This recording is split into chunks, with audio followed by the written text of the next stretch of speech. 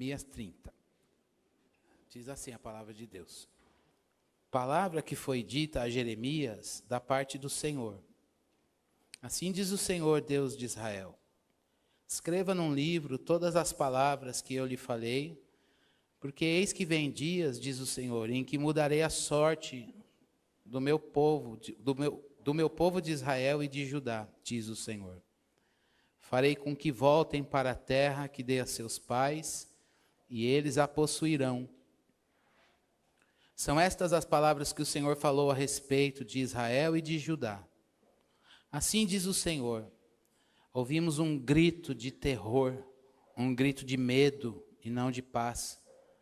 Perguntem e vivam e vejam se um homem pode dar à luz a uma criança.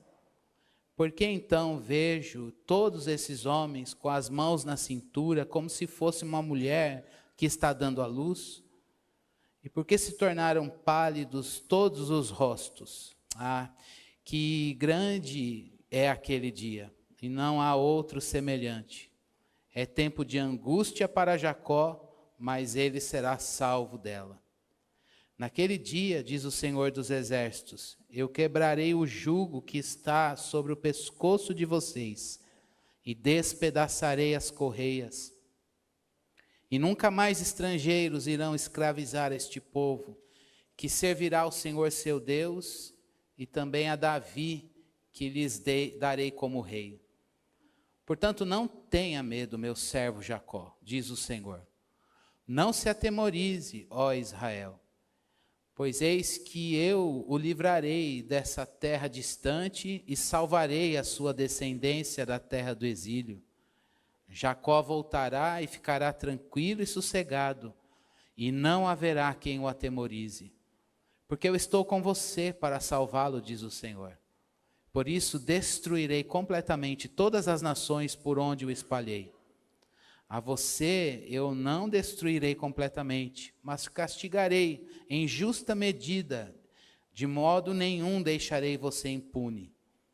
Porque assim diz o Senhor, a sua ferida é incurável, o seu ferimento é grave. Não há quem defenda a sua causa, não há remédio nem cura para a sua ferida. Todos os seus amantes se esqueceram de você, já não perguntam por você, porque eu a feri como se você fosse um inimigo. O castigo foi cruel por causa da grandeza da sua maldade e da multidão dos seus pecados. Porque você grita por causa da sua ferida? Essa sua dor é incurável. Por causa da grandeza da sua maldade e da multidão dos seus pecados é que eu fiz estas coisas. Por isso, todos os que a devoram serão devorados, e todos os seus inimigos serão levados, cada um deles para o cativeiro. Aqueles que a despojam serão despojados, e entregarei ao saque todos os que a saqueiam. Porque restaurarei a sua saúde e curarei as suas feridas, diz o Senhor. Porque chamaram você de repudiada, dizendo, é Sião, ninguém mais pergunta por ela. Assim diz o Senhor, eis que restaurarei a sorte das tendas de Jacó e me compadecerei das suas moradas. A cidade será reedificada sobre um monte, sobre o seu montão de ruínas, e o palácio será habitado outra vez. De lá sairão ações de graças e os gritos dos que se alegram. Eu os multiplicarei, não serão diminuídos. Eu os glorificarei e não serão desprezados. Os seus filhos serão como antigamente, e a sua congregação será firmada diante de mim. E castigarei todos os seus opressores. O seu príncipe procederá deles, do meio deles sairá aquele que há de reinar. Farei com que ele se aproxime, e ele chegará perto de mim. Pois quem por si mesmo ousaria aproximar-se de mim, diz o Senhor, vocês serão o meu povo, e eu serei o seu Deus. Eis a tempestade do Senhor, o furor saiu, uma tempestade passou sobre a cabeça dos ímpios. O furor da ira do Senhor não se desviará, até que ele execute e cumpra os desígnios do seu coração. Nos últimos dias, vocês entenderão isso. Graças a Deus pela leitura da sua palavra. Nesta manhã, meus irmãos, Deus nos trouxe aqui para que, à luz desse texto, a gente se lembre como esperar nas promessas de Deus.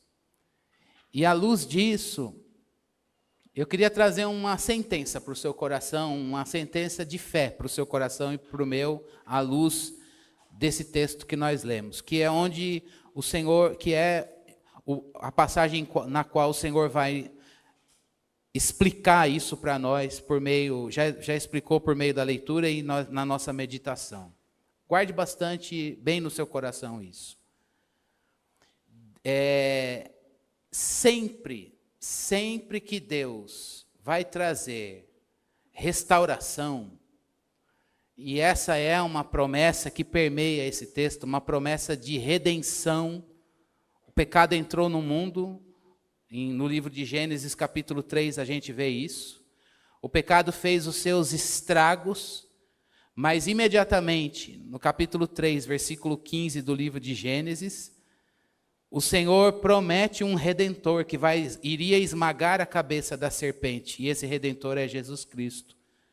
Nós estamos numa parte do Antigo Testamento em que essa promessa ainda há de se cumprir. Então Deus está dizendo, eu vou restaurar esse povo para mim. Ele vai trazer um rei em Israel que será o renovo dessa nação. E vai colocar o coração desse povo na vontade de Deus, porque até então o coração desse povo estava na sua própria vontade. E aí é a tese que eu quero que você guarde no seu coração à luz desse texto. Sempre que Deus vai fazer um processo de restauração à luz da redenção da obra de Cristo Jesus, Ele não faz isso sem corrigir o que precisa ser corrigido. Em outras palavras, a correção faz parte da restauração. Guarde isso, correção faz parte da restauração. Às vezes, quando a gente olha uma coisa em ruínas na nossa vida e que precisa ser restaurada, família, relacionamentos, ministérios, vida com Deus, vida profissional, várias áreas do nosso ser que às vezes podem estar quebradas por conta do pecado, e a gente clama por restauração à luz da obra redentora de Cristo Jesus. Lembre-se disso. Deus restaura. E o primeiro ponto dessa restauração é correção. E aí eu gostaria de, já de início, corrigir a nossa concepção de correção. Talvez a gente tenha a ideia de que correção é vergonha, punição, é um mal e é fim da linha. Quando, na verdade, à luz do texto que a gente leu, e nós vamos meditar em alguns pontos dele, correção é esperança. Correção é guinada rumo à esperança e à renovação em Cristo Jesus. Então eu gostaria que a gente limpasse a nossa carga de significado do termo correção e a gente aprendesse com Jesus, que disse para a igreja de Laodiceia, a imagem é forte, a igreja de Laodiceia colocou o pastor Jesus para o lado de fora. Gente, já imaginaram isso? Ô Jesus Redentor, sai daqui. Indiretamente. Jesus falou, gente, eu estou do lado de fora. Vocês cultuam aí, eu não participo de nada. Vocês até dizem, rico estou e não preciso de coisa alguma. Ao final, o que ele diz para essa igreja? Que precisava de restauração. Eu repreendo e eu disciplino aquele que eu amo. Às vezes a nossa ideia de correção, de disciplina e de repreensão ela está muito associada à tirania, ao castigo, e aí ela vem envolvida em culpa, vergonha e remorso, e até opressão. Mas na luz do Evangelho de Cristo Jesus, quando o nosso Redentor vem a nós para nos corrigir, Ele está dizendo, eu faço isso porque eu te amo. E a ideia, daí que vem a ideia de eu repreendo e disciplino, é daí que vem pedagogia, eu vou pegar na tua mão e vou te ensinar a andar num caminho que você não trilhou ainda, porque você não sabe. Até então, você anda errante, só anda para cá, e eu quero que você interrompa essa caminhada. E passe por uma jornada desconhecida, que sozinho você não tem repertório, condições, instrumentos para poder fazer isso, a menos que um pedagogo, a menos que um mestre segure nas tuas mãos e diga, vamos juntos.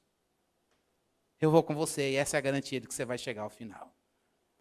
O que Deus vem dizer agora para o povo dele é, Ananias fazia uma outra proposta. Nas últimas 2 pregações, o Senhor sinalizou isso para nós. Era um falso profeta. Capítulo 28, e o Lucas citou na semana passada.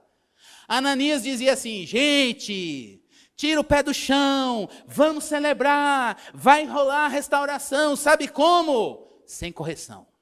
Que cativo, que cativeiro, que disciplina é essa? Não, vocês não precisam corrigir, nada precisa ser corrigido, o resultado vai ser o mesmo, mas a trajetória é sem ensino, sem um ensino amoroso, sem a marca. Todo ensino marca a gente. Todo ensino que corrige, a gente diz, muito obrigado, mestre, porque eu aprendi essa lição. O que o Ananias estava propondo é um êxito sem esse caminho da pedagogia, sem esse caminho do ensino. E Deus está dizendo, não mandei falar isso, não o enviei, isso é falso ensino. Por quê? Obra de restauração, à luz da obra redentora de Cristo, começa com a correção.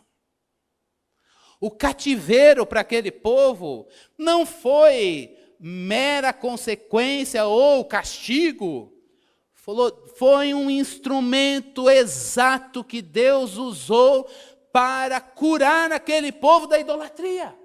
E olha, na história de Israel, eles voltaram curados da idolatria. Voltaram, até depois ficaram nacionalistas demais. E aí no Novo Testamento a gente vê o creque com os partidos, fariseus e todos lá, nunca mais, eles têm essa marca no passado deles. Mas isso quando começou com um avivamento, a volta à lei, à escritura e o apego à verdade. Por quê? Porque Deus os curou. Como Deus os curou e os restaurou? Corrigindo e ensinando. Então, se um dia Deus veio a você, e Ele vem, porque Ele é nosso Salvador é mestre. Nosso Redentor é mestre. Ele disse, vocês dizem que eu sou o mestre. E eu sou mesmo. Ele começou a obra chamando alunos, discípulos. A relação com Cristo é uma relação de ensino. A relação com Cristo é uma relação de ensino e aprendizagem da vida dele. Ele é o nosso mestre que vai formar a vida dele na nossa. E esse processo de formação, ele é permeado por correção, mas uma correção de amor. Então eu queria que a gente se alfabetizasse biblicamente do que é correção. Correção é um ato de amor e a gente olha dizendo, muito obrigado, Deus. Porque se não fosse esse ensino, eu estaria ladeira abaixo. E minha vida estaria em ruínas. Então, sempre que Deus veio, ou vier a você, a mim, a nós, com correção, que a gente não receba isso com dureza, resistência, ou orgulho, ou soberba, mas que a gente possa dizer, é um ato de amor.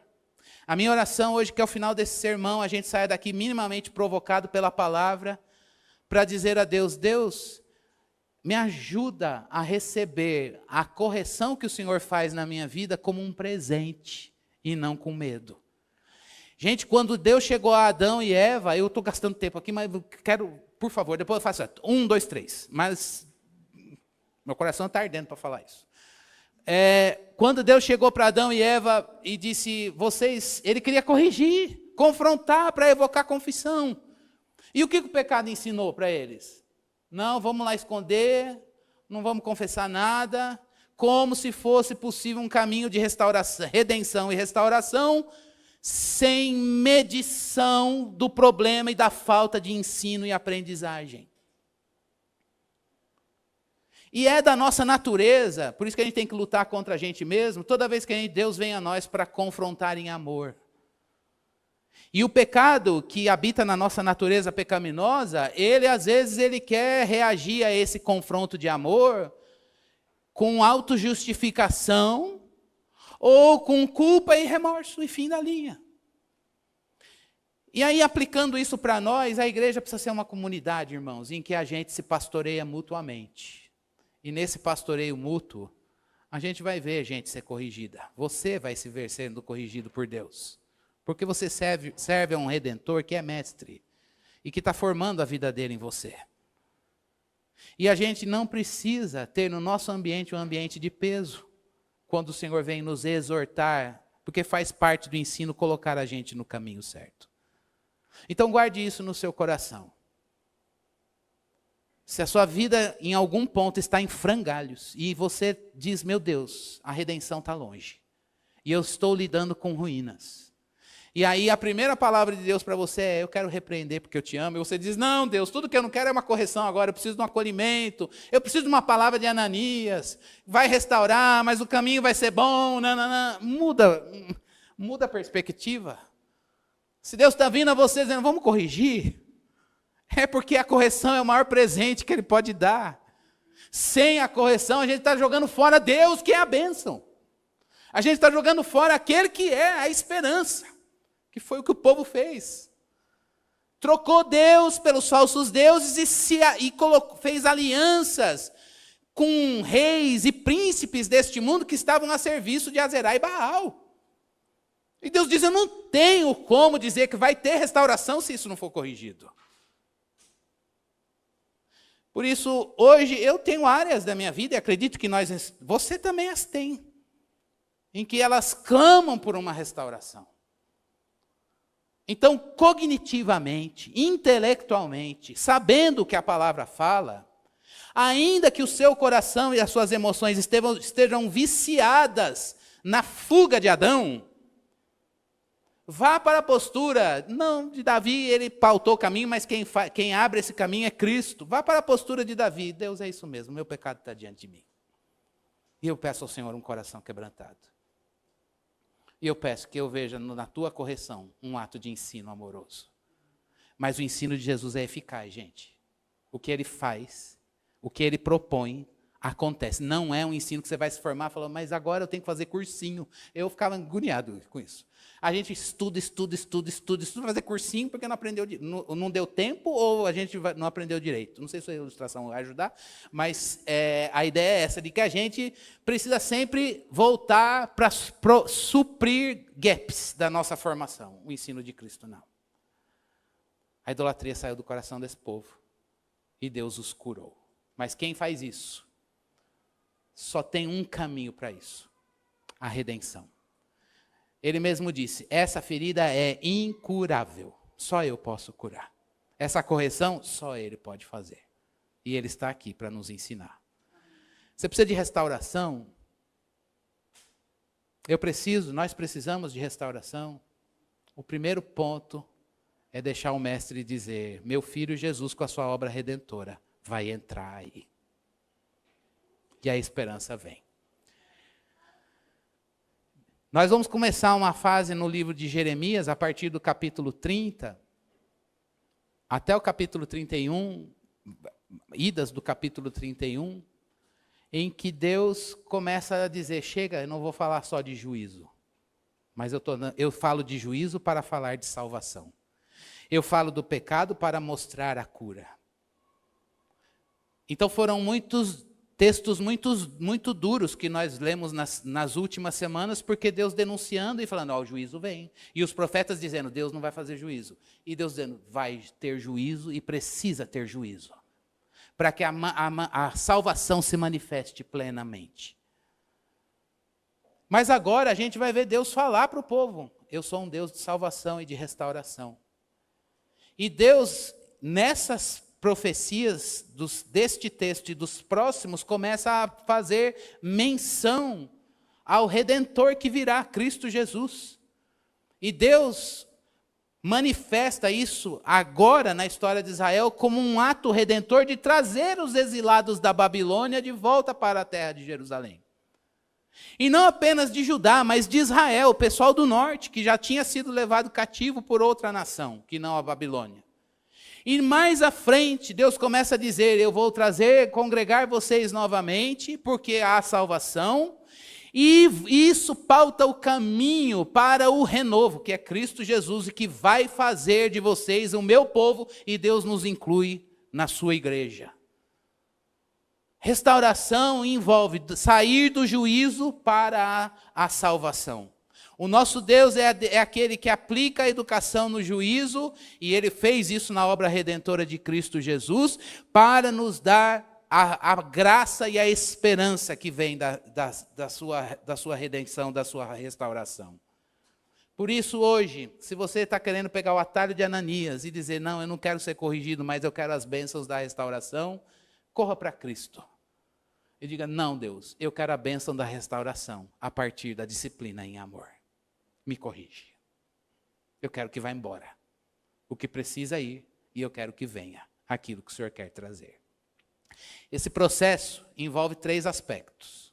O texto tem 3 movimentos, e eu vou colocar 3 lições à luz desses blocos do texto. O primeiro deles, esse processo de redenção, que chega à restauração da vida, que passa pela correção, ele envolve, em primeiro lugar, sair da punição para a esperança e livramento. Versículo 5 até o versículo 11, que a gente já leu. Primeira coisa que Deus vai fazer, e Deus não queima etapa, é mostrar, olha, você vai sair da punição do seu pecado. Irmãos, o salário do pecado qual é? É morte, é separação. Pecado, ele traz consequências ruins. E não é à toa que a Bíblia diz que o pecado é ruína. Ele destrói. E o processo de restauração que Deus começa com a gente é nos fazer conscientes de onde Ele está nos tirando. Da podridão do que nós nos enfiamos. Das ruínas que cercam a nossa vida. O que foi construído para um fim, um propósito, que é a glória de Deus, ruiu porque perdeu Deus como referência e ficou autorreferente. A primeira coisa que Deus faz com a gente na obra de restauração é mostrar a limitação, a tristeza, a ruína que esse pecado evocou. É sair dessa ruína para mostrar que nós vamos para o livramento e uma esperança redentora. Mas é um trabalho consciente, é um descarte consciente. Nunca mais eu quero alguma coisa na minha vida que me afaste de Deus. Essa experiência, Deus, essa confissão, a obra de restauração quer gerar na vida da gente. Do que Deus quer nos livrar? Isso tem nome.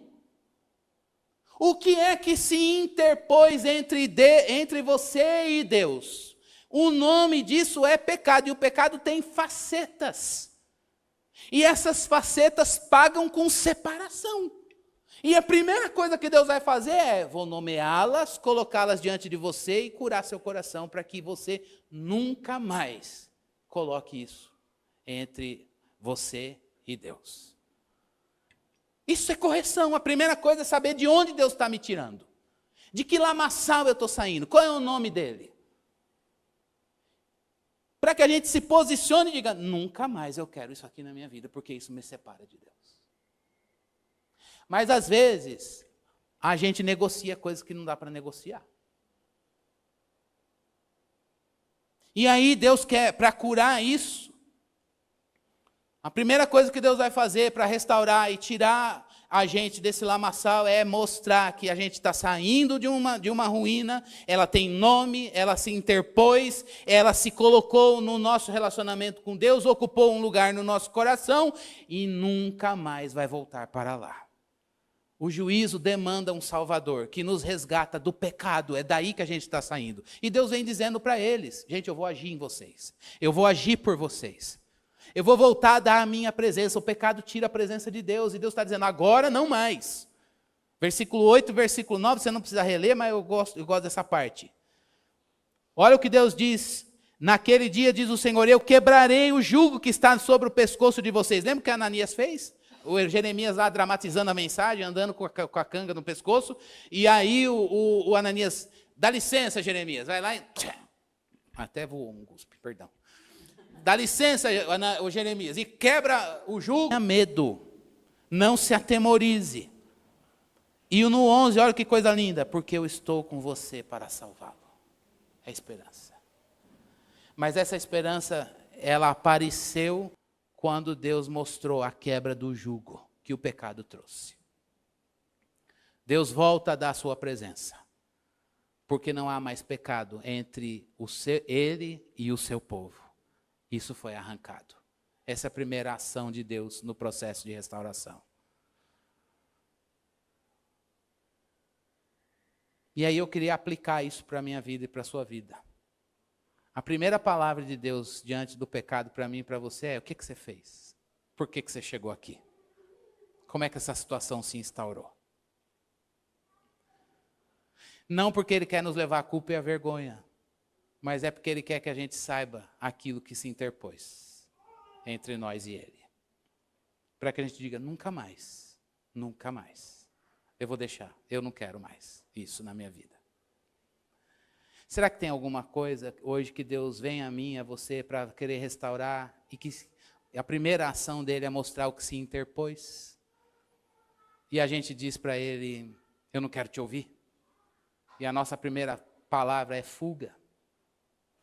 Que nessa manhã, eu e você, a gente possa dizer, Deus, eu quero ir para a esperança e o livramento. Aí a pergunta dele é, eu preciso mostrar do que eu estou te livrando. Que a gente deixe Deus mostrar. Faz parte do ensino, mostrar o ponto que a gente caiu.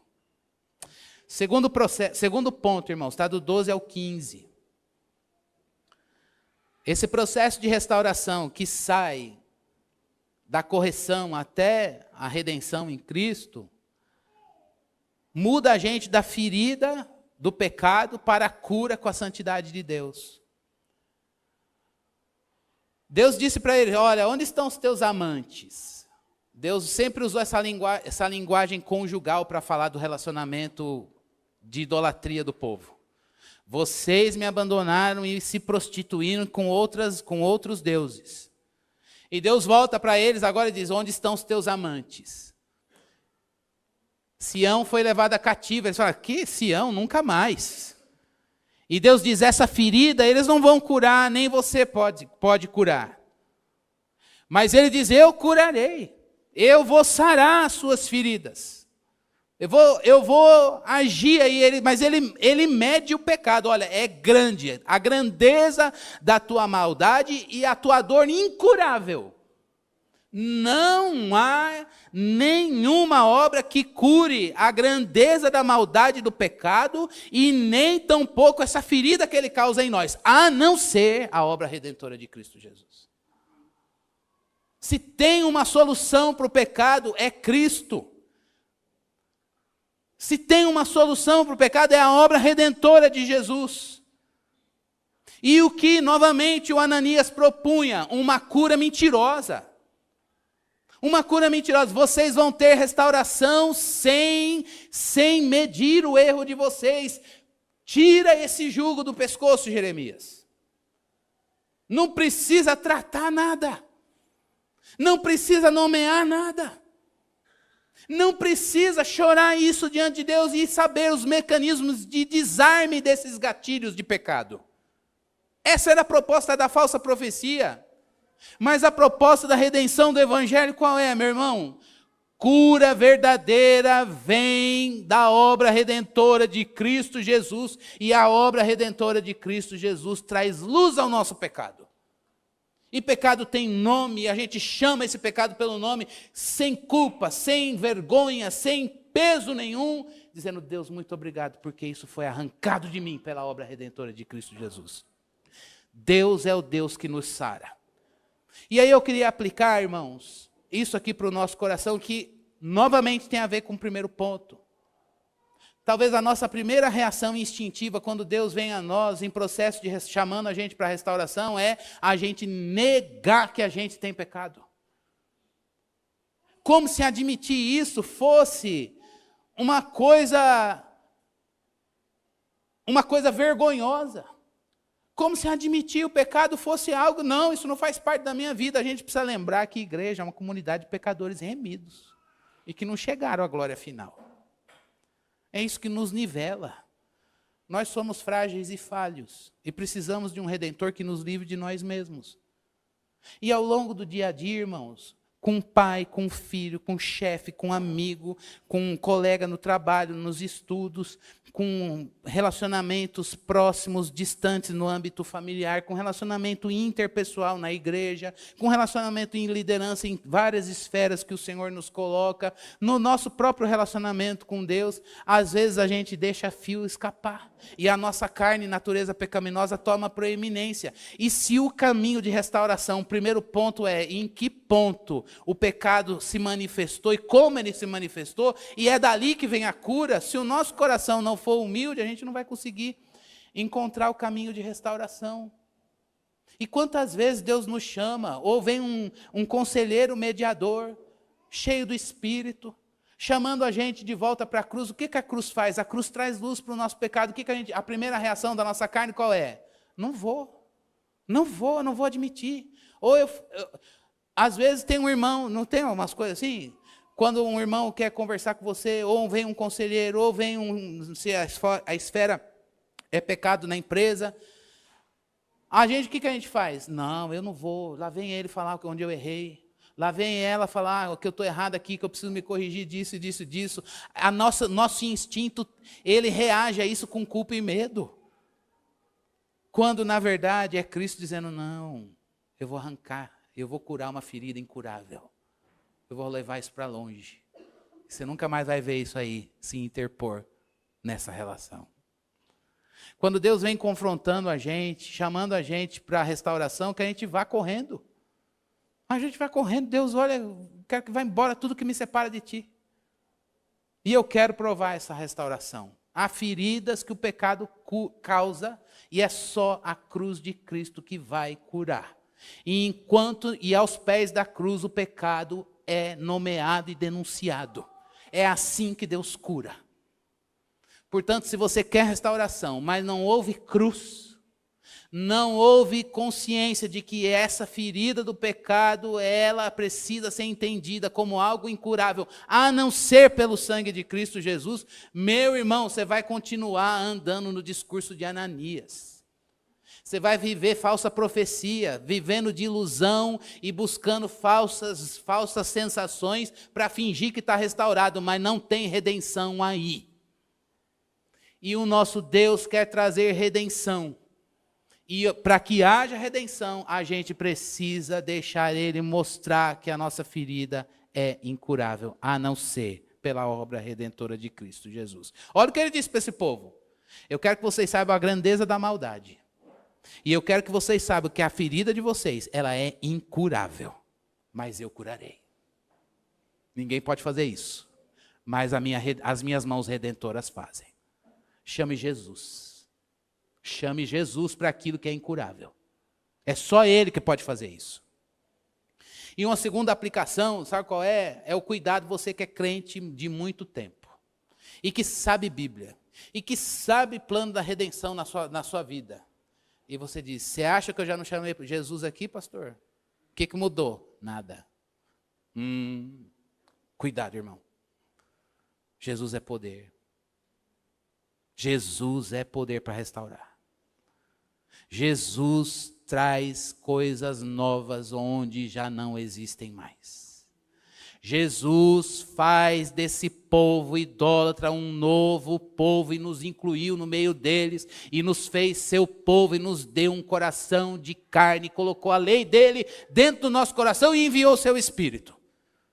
Portanto, vá com uma fé frágil e pequena, mas não vá com incredulidade. Diga: Deus, eu estou todo marcado, mas se o Senhor diz que restaura, o Senhor tem o meu sim. Eu quero essa restauração. E terceiro e último ponto do texto, que está do versículo 19 para frente. O Senhor traz nesse processo de restauração, Ele traz a mudança da miséria para a bênção. Bênção aqui no sentido mais santo do Salmo 1. Aquela prosperidade bíblica de ter o prazer na lei do Senhor, na lei meditar e em tudo que essa pessoa faz. Esse justo do Salmo 1 é Jesus. E em tudo que ele faz, ele é próspero. Aquele povo, Deus está dizendo para eles: eu vou trazer vocês de volta da tristeza e vou colocar um cântico no lábio de vocês. Eu vou tirar vocês de um povo dizimado para um povo que voltou a crescer. E eu vou tirar de vocês a vergonha e vou colocar a minha glória. O meu nome vai ser honrado no meio de vocês. Quem não quer isso, não é? Ao longo da vida, irmãos, acho que eu já falei desse texto, e sempre cito, porque é um texto que está virando, infelizmente, de cabeceira, que é aquele livro Perdido no Meio. Porque ele serve bastante para a gente nessa fase dos 40 aos 50, 55, 60. Em que você olha para trás e diz: está feito, e você olha o tempo que te resta, com as estatísticas, e diz: e agora? Será que vai dar tempo? Mas não tem o que fazer. E aí, se você não tiver sua mente e suas emoções regidas pelo Evangelho, você pode sucumbir, e muitas vezes a gente sucumbe. E é engraçado que, quando você tem a ideia de que o passado está ficando maior, porque você está passando mais tempo, né? Quem está com 30 vai chegar, guarde. Eu ainda queria comprar esse livro, Perdido no Meio, para dizer: fez 40, irmão? Deus te abençoe. Começou, passado vai ficar maior. É bem assim, é desta maneira, vaso. Mas, o mundo que a gente vive é cruel com a memória do que deu errado. É cruel, irmãos. E a gente, às vezes, tem alguns padrões nossos, da família, da cultura, da tradição, que a gente coloca os critérios da vida lá em cima. E a gente junta as cobranças do mundo com as cobranças, talvez, dos nossos próprios critérios, que vêm de diversas fontes. E aí a gente diz: não há mais esperança para mim. Eu queria que você lembrasse da história de Israel. Esse povo foi eleito por Deus, liberto por Ele do Egito, formado como povo, receberam uma lei divina, uma terra maravilhosa, dada por herança numa conquista sem estrutura humana, mas pelo poder de Deus, e eles abandonaram o seu Deus, foram tirados de lá. Era o momento só de olhar para a libertação do Egito e dizer: o que nós fizemos com isso? Que dureza, que ingratidão, que descarte que o pecado fez. Mas Deus diz: não, eu os restaurarei. E lhes darei um coração que obedece. Para isso eu vou colocar um rei que tem a minha lei no coração. E esse rei é Jesus. E não dá nem para comparar com Davi, que foi o maior rei de Israel, porque ele é aquele que nos dá o poder de dizer: vem o teu reino aqui dentro. Ele nos ensinou a orar isso. E o reino de Deus veio dentro de nós, e não apenas nos aspectos estruturais. E é por causa de Jesus que a gente pode olhar e dizer: eu posso sair da miséria à bênção. A bênção do Salmo 1, por causa de Jesus, o justo. Por isso, se você está muito cruel com você por conta dos teus critérios e junto com a proposta do mundo, porque você olha o teu passado de ruínas e de histórico de queda, corra para a cruz. Corra para a cruz e diz: Senhor, eu quero encontrar uma esperança, a única esperança, a esperança da redenção. Chama essa esperança para o teu casamento. Chama essa esperança para a tua vida cristã, para a tua vida, para os relacionamentos. Se você sente que você está todo marcado, ou você marcou pessoas com a queda. Às vezes tem isso, né? Deus. Não sei, já conversei várias vezes, isso já virou conversa de café, quem tem filho, como a gente quer acertar isso, parece que, meu Deus, eu queria acertar e errei com Bíblia. A Bíblia não errou, mas a gente errou, usou mal. Não era hora de falar aquilo, era hora de usar uma porção, usou a outra. E às vezes ele fala, Senhor, se o Senhor não restaurar, se o Senhor não chegar com redenção aqui, ali, no relacionamento, a ruína vai perpassar. E às vezes eu tenho medo, irmãos, da gente se acostumar com a ruína e viver na ilusão de Ananias, de que a gente pode chegar à restauração sem o processo da cruz. Não pode. Não pode. A gente precisa ir para a cruz e dizer, o pecado tem nome. Ele não vai ficar comigo, nem com você, nem entre nós. Vamos jogar para o Redentor. E vamos receber sua santidade. E a partir dessa troca graciosa, vamos recomeçar. Sabendo que nunca mais isso vai se interpor entre nós e no nosso relacionamento com o nosso Redentor, com o nosso Deus. O que hoje Deus quer descartar? Porque não condiz com Cristo. E que você fala, mas eu não quero olhar isso. E que talvez você diga, não quero olhar. Não quero nomear nada. Mas o Evangelho está dizendo, tem que nomear. Não é para vergonha. É para provar uma liberdade da santidade de Cristo Jesus em você. O que os teus relacionamentos estão clamando? Que nessa manhã, eu e você, a gente possa dizer, Deus, meus relacionamentos, eu não quero um novo relacionamento. Eu quero que o Senhor entre com redenção. É lógico que em alguns, no caso conjugal, precisa das duas partes quebrantadas. E é duro quando às vezes só uma parte está quebrantada. Mas se há essa disposição, corra para a cruz. E que lá a gente possa ver o Senhor nos dar esse testemunho. Eu vivi promessa de redenção executada na minha vida. Eu vi Deus restaurar. E eu aprendi que correção é uma bênção. É um presente. É um ensino que ou eu recebo esse ensino ou a ferida fica incurável. Há uma escolha para mim e para você hoje.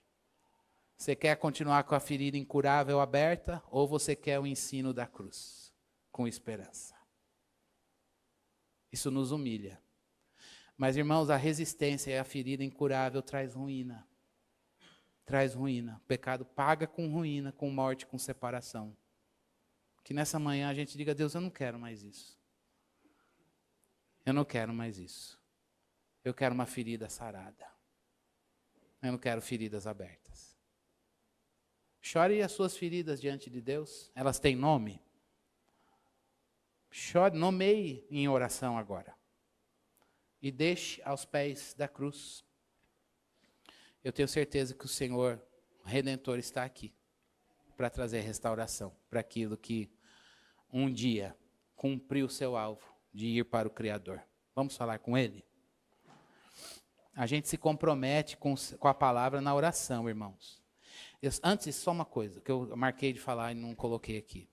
Estava revisitando uns cadernos meus de formação pastoral, um curso que fiz tempo atrás, e lembrei disso, que eu coloquei assim, falar para a fonte. E não falei, e hoje eu vou falar. Preste bastante atenção, à luz do sermão de hoje. Esqueci.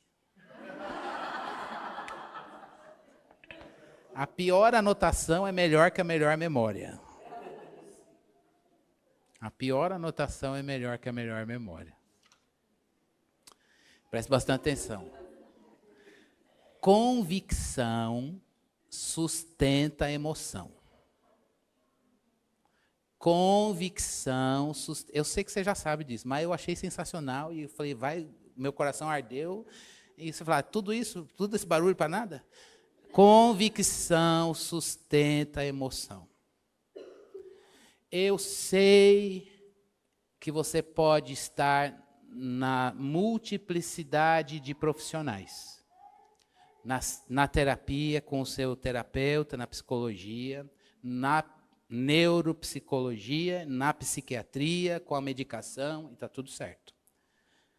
Mas eu não gostaria que nem comigo e nem com você as convicções não permeassem esse processo. A gente precisa ser, palavra da contemporaneidade, intencional em dizer, eu preciso permitir que palavra traga saúde mental para mim. Senão você vai endeusar a sua terapia. Eu não estou dizendo que ela não tenha seu aspecto, seu lugar. Mas ela não vai te dar convicções que a palavra te dá. E aí, sabe por que eu estou dizendo isso? O que você vai fazer com esse sermão de hoje? Ou de todo domingo, a tua leitura devocional? De que maneira a palavra vai te trazer saúde emocional? De que maneira as suas convicções bíblicas vão te trazer oxigenação para a tua mente, para o teu pensar, para o teu sentir? Isso é mágico? Não, Deus pode fazer. E eu já vi Ele fazer, não sempre. Deus pode fazer, pum! E instantaneamente Ele fazer uma cura emocional em você. Ele pode fazer, Ele é livre, Ele tem poder para tudo. Mas às vezes, irmãos, Deus quer curar no processo. Então hoje Deus está trazendo uma palavra de consolo, de fortalecimento, de edificação, dizendo, eu quero restaurar a sua vida. Essa restauração vai passar por medir ruínas. Mas esse é um processo de amor. Deus, toda vez que eu fui corrigido, foi desastroso, pois o Mestre Jesus não vai te decepcionar. Deus, todas as minhas experiências de disciplinas foram marcantes para a desgraça, foram opressivas, com medo, com imposição, com isso, com aquilo. Quando fala de correção para mim, eu já me arrepio inteiro. Pois hoje o Senhor precisa corrigir o teu conceito de correção. Deixa Ele fazer isso.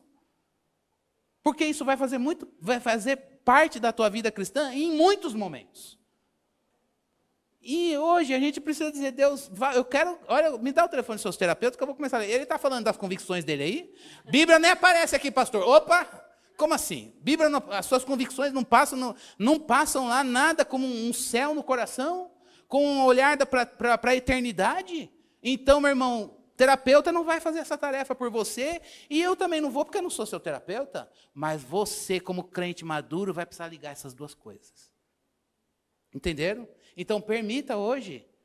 E assim, deixa Deus usar as duas coisas e elas terem o seu papel. Pastor não é terapeuta, terapia faz sua função aí, mas também não vai formar você em Bíblia. E não vai dizer para você de que maneira as suas convicções vão trazer agora uma saúde mental para você. Quem tem que fazer esse exercício é você, crente. E eu estou dizendo para você fazer. E o Espírito de Deus vai te dar sabedoria e discernimento para isso. Tá bom? Convicção bíblica. E aí, pastor, por que toda semana a gente fica em Jeremias, não sai desse livro nunca, o ano que vem não dá para fazer uma coisa? Porque convicção, sólidas convicções, vão te sustentar no dia mau. Vão te sustentar no dia mau. E vão te sustentar na tentação. A Bíblia diz não, a Bíblia diz não, a Bíblia diz não. Então deixa Deus depositar a palavra em você. Deixa Deus depositar a palavra em você. Vamos orar. Obrigado, Senhor. Obrigado porque o Senhor não nos privou da tua palavra.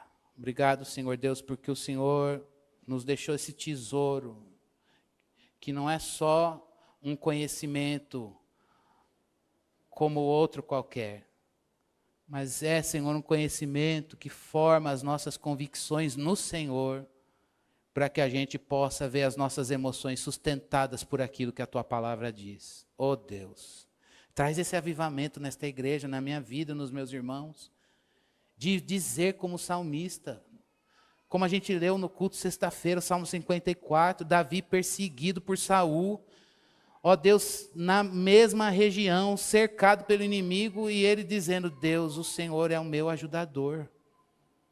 Deus era ver o exército armado e a confissão, a convicção de que o Senhor estava com ele, e isso sustentou o coração dele num cenário de medo e opressão. Deus, tua palavra não mudou. Ajuda-nos, Deus, a interagirmos com as coisas e os recursos que o Senhor nos dá mas sabendo, Senhor, que nada disso a parte da tua palavra. Ó Deus, põe isso na nossa vida, põe isso na vida dos meus irmãos. Que a gente saiba ser dirigido por aquilo que nós cremos e que a nossa postura diante do conhecimento da palavra não seja de indiferença, negligência, ó Deus, ou de mediocridade, mas seja de diligência, de servo fiel, de busca, Senhor, de um conhecimento vivo na palavra, Senhor. Para que a gente possa dizer na tentação, vai-te Satanás, pois está escrito, como nosso Redentor nos ensinou. E que a gente possa dizer no dia mau, e quando as nossas emoções ficarem vulneráveis às vozes malignas, dizendo que Deus nos abandonou e que não há salvação para nós. Que a gente possa dizer, mas tu, Senhor, és o meu escudo, a glória para vencer. Não temerei os 10 milhares que me cercam, tomando posição contra a nossa alma, como disse o salmista no Salmo 3. Deus, por favor, dá-nos esses testemunhos de que estamos sustentados por Ti, porque o Senhor tem avivado as nossas convicções na palavra. De que o Senhor tem soprado o Teu Espírito no nosso coração, para que o Evangelho seja vivo e não apenas uma informação, Senhor Deus, na nossa mente. Mas ele é traduzido na vida, Senhor. Faz com que a Tua palavra seja viva. Senhor, ajuda-nos a encarar a cruz, a ir para a cruz e trocarmos um fardo de uma ferida incurável, ó Deus, por um jugo suave e um fardo leve. Senhor, nós pedimos a Tua bênção sobre a Tua igreja, que o Senhor nos faça recomeçar do ponto onde nós caímos, pela obra redentora de Cristo Jesus. No nome dele que oramos. Amém.